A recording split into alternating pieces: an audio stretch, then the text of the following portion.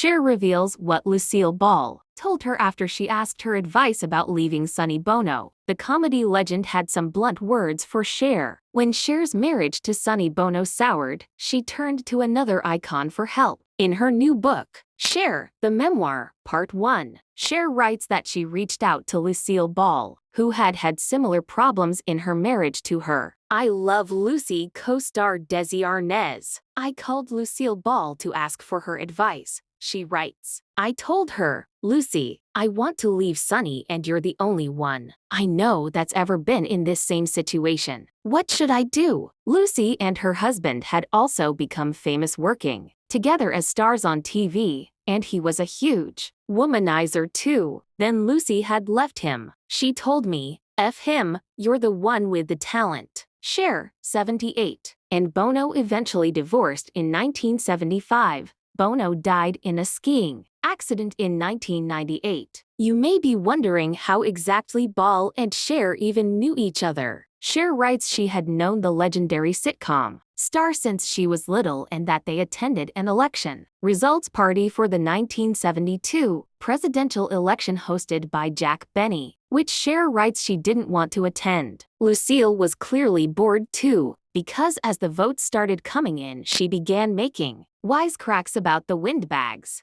giving commentary on what each update meant. Cher writes in her book, which was released November 19th, the Moonstruck star writes that Ball's antics that night reverberated throughout the party. She was being so funny and irreverent. If you knew Lucy, she was a balls-to-the-wall kick-ass chick, not taking anything from anybody, she writes. I had known her since I was little, but this night she got me in trouble. I couldn't help but giggle at her commentary, knowing that I wasn't supposed to only cracked me up more. And as her snide comments continued, so did my laughter, which annoyed Sonny, especially since Johnny Carson was in the front room with the Ford sisters. Cher recalls that Carson was so ticked off that he complained to Benny's wife. Cher mistakenly thought Ball would be put in her place. Then I realized that nobody was going to say a word to her, because she'd have them neutered them. Everyone was terrified of Lucy, she writes. I, however, was a different thing altogether. Like a naughty child, I was banished to the den.